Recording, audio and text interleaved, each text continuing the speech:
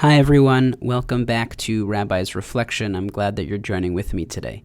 We'll be continuing in our reading of Kitchen Table Wisdom by Dr. Rachel Naomi Remen, and today reading the story Sanctuary. Stay with us as we read through the story and then offer some reflections.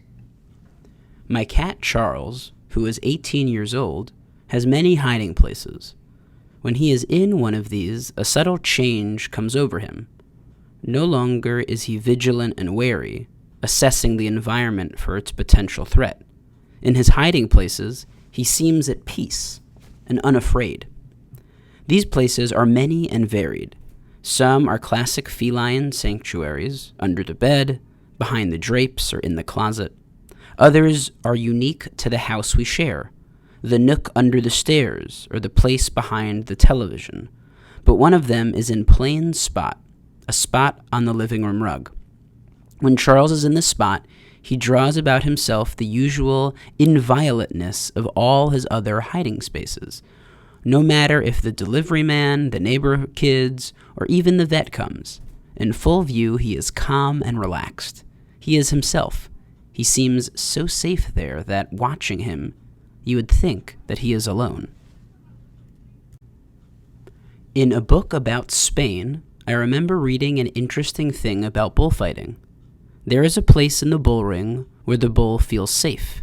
If he can reach this place, he stops running and can gather his full strength. He is no longer afraid. From the point of view of his opponent, he becomes dangerous. This place in the ring is different for every bull. It is the job of the matador to be aware of this, to know where sanctuary lies for each and every bull, to be sure that the bull does not occupy his place of wholeness. In bullfighting, the safe place is called the querencia. For humans, the querencia is a place in our inner world. Often it is a familiar place that has not been noticed until a time of crisis. Sometimes it is a viewpoint, a position from which to conduct a life, different for each person. Often it is simply a place of deep inner silence. One of the meditations I have done with people with cancer begins with the suggestion, find a safe place. A man newly diagnosed with colon cancer once told me the following: I never got into the exercise because I could not find a safe place to begin. I looked everywhere. I imagined myself in my home. I imagined myself trout fishing. I imagined myself behind my desk at my business or at the head of the table in the boardroom. Nothing helped. In the midst of this, I realized the sort of searching was familiar. I've been doing it all of my life. I began to feel desperate. In the end, I imagined myself a little boy in my mother's arms. This last helped.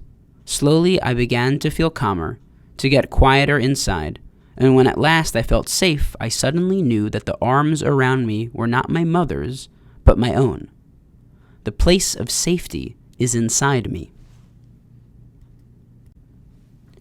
Not outside where I have been looking all my life. All those hiding places, all those achievements. It's inside me. That's why I never found it before. In working with people with cancer, I have seen the change which happens when a person finds their querencia. In full view of the matador, they are calm and peaceful, wise. They have gathered their strength around them. The inner silence is more secure than any hiding place. Perhaps this is why the silence in the giant redwood forest near my home draws me. Many mornings I get up early and dress hurriedly to get to the woods before the tour buses and the cars arriving with people from all over the world come to marvel at the majesty of nature. At 8 a.m, the great trees stand rooted in a silence so absolute that one's inmost self comes to rest. An aged silence, the grandmother of silences. I find the silence even more remarkable than the trees. Some mornings, I sleep through 2 alarms and awaken only after the first buses have arrived. I go anyways. There are hundreds of people in the woods before me, people speaking French, German, Spanish, people marveling to each other and calling to their children in Japanese, Swedish, Russian, and some languages I do not know. and children shrieking in the universal language of childhood. But the silence is always there, unchanged. It is as impervious to these passing sounds as the trees themselves. As I age, I am grateful to find that a silence has begun to gather in me, coexisting with my tempers and my fears, unchanged by my joys or my pain. Sanctuary, connected to the silence everywhere. Dr. Remen asks us to explore the question, where is your sanctuary? So I'll ask you to take a moment, hopefully as you were listening and reading through the story, you begun to think of this. But where is your sanctuary? Is it a physical space? Maybe a place that you visited? Maybe a place from childhood? Or is it an imagined space?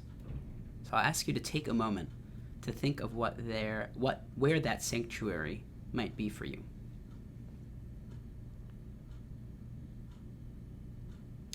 For me, what immediately comes to mind is a place in New Hampshire. That's a place where I vacationed for many summers, for every summer, when I was a child and a teenager, before I became an adult, with my parents and my sister. And that space in the house by the lake is a sanctuary for me. I find myself often, especially in the last now year and a half, going to that place in my mind, imagining that I'm sitting on the porch or I'm sitting at the dock by the water, and I'm in a place of calm and a place of sanctuary. Dr. Remen, in her story, provides some really compelling and beautiful examples, ways in which we can connect to the idea of sanctuary. She starts with the example of her cat, Charles. She moves to the example of the bull and the querencia. She talks about her cancer patients. And then she finally concludes with the redwood forests. Each of these places, or each of these animals or people, find their own space, find their own sanctuary. And I think that's really compelling. Because it offers us different ways of connecting, or different ways of finding that sanctuary. For the cat,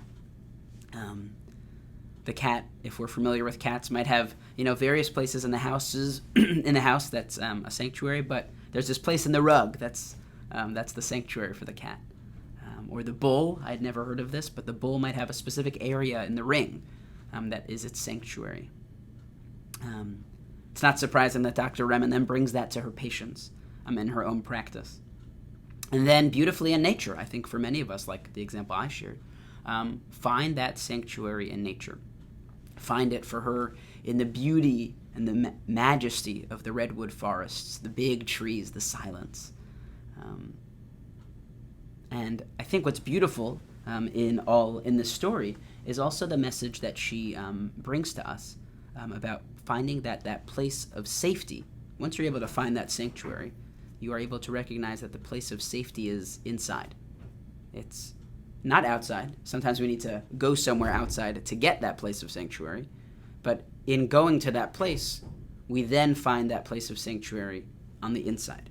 We recognize that what we need is right here, and right here with us. A place that we are not afraid, a place that we feel in some ways we can hide and be at peace. And for many of us, we might only notice this, or might have only come across this in a time of crisis. Perhaps for you, like me, this year has been, and this almost a year and a half now, 2 years, has been quite challenging. So we might have been thinking about those places of sanctuary more often. So I encourage you to find that place of sanctuary and to become comfortable with it, to feel that you can travel to it in your mind's eye as a way that will give you some rest and some peace and some strength as well. So I'm glad that you joined me today, and I hope that you have a good day, and I hope to see you soon.